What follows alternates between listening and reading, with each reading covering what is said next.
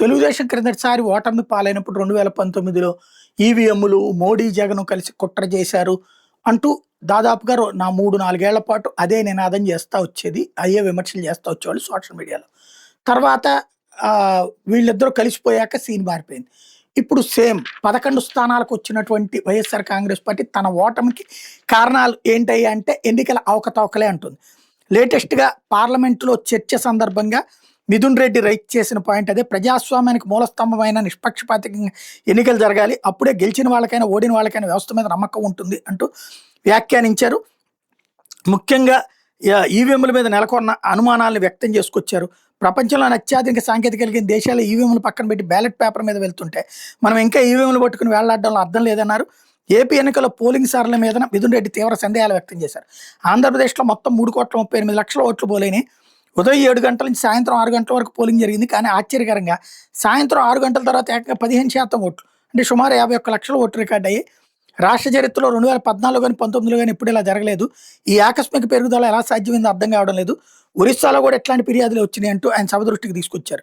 ఇది తప్పు. ఎందుకంటే క్రిందటిసారి కూడా ఒకసారి గుర్తుకు తెచ్చుకుంటారు. 2019 ఎన్నికలకు ముందు జలీల్ ఖాన్ అప్పుడు విజయవాడ వెస్ట్ ఎమ్మెల్యేగా వైసీపీ తరపున గెలిచి ఆ తర్వాత తెలుగుదేశానికి వెళ్ళిపోయాడు. ఆయన రచ్చరచ్చ చేశాడు. ఆ రోజున రాత్రిపూట్ల 2 దాకా ఓట్లేశారు మహిళలు. అప్పుడు ఆ రాత్రిపూట్ల ఓట్లేసిన మహిళలందరూ 10,000 రూపాయలు తీసుకుని ఓట్లేశారు. కాబట్టి చంద్రబాబుకి అని రోజుల తరబడి స్టోరీలు రాశారు పత్రికలన్నీ కూడా. తీరా చూస్తే దారుణంగా ఓడిపోయారు. అంటే అప్పుడు కూడా రాత్రి, అంటే మనకేంటంటే ఎల్లుండి గడువు ఉందంటే ఎక్కడ ఎందుకు ఇన్కమ్ ట్యాక్స్ రిటర్న్సే చూస్తాం. ఇవాళ గడువు ఉందంటే ముందు ఎప్పుడో చేసుకో, మనకు 2 నెలల ముందు కరెక్ట్గా ఆ రోజు ఆ ముందు రోజు పరిగెడతాం. ఈవెన్ దీపావళి బాణాసంచా చూడండి, ముందు కొనుక్కుంటామా, కరెక్ట్గా ఆ రోజు ముందు రోజు కొనుక్కుంటాం. మనకి చివరి నిమిషంలో అయిపోతుంది అనగా పరుగులు పెట్టడం అలవాటు. అట్లాగా 2019లో కూడా అదే జరిగింది. కాకపోతే ఇది 2024లోనే జరిగింది అన్నటువంటి పాయింట్ని రైట్ చేసుకొస్తున్నారు. విజయనగరంలో కౌంటింగ్ రోజున ఈవీఎం బ్యాటరీ ఛార్జింగ్ 99% ఉంది, కానీ పోలింగ్ రోజున అది 60% ఉంది. వాడకం తర్వాత బ్యాటరీ ఛార్జింగ్ దగ్గర కానీ ఎలా పెరుగుతుంది, ఇది మంచి పాయింటే. దానికి సమాధానం ఇంతవరకు సరిగ్గా ఇవ్వలేకపోయింది ఎన్నికల సంఘం. ఇకపోతే హిందూపురం నియోజకవర్గంలో పోలింగ్ బూత్లో మరీ విడ్డూరం జరిగింది. ఒకే రోజు ఒకే సమయం జరిగిన ఎన్నికల్లో ఓ బూత్లో మా ఎంపీ అభ్యర్థికి 472 ఓట్లు వచ్చినాయి.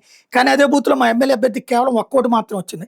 అక్కడ మాకు 5 ఏజెంట్లు ఉన్నారు. వాళ్ళ కుటుంబ సభ్యులు ఓట్లు 30 దాకా ఉంటాయి.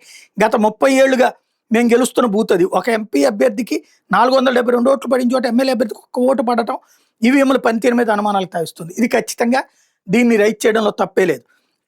లేకపోతే టెక్నాలజీలో ఎంత ముఖ్యమైనటువంటి ఎలన్ మాస్క్ లాంటి వాళ్ళు కూడా ఈవీఎంలు ట్యాంపరింగ్ అన్నారు అన్నటువంటి పాయింట్ని ఇక్కడ ప్రధానంగా రైట్ చేసుకొచ్చారు.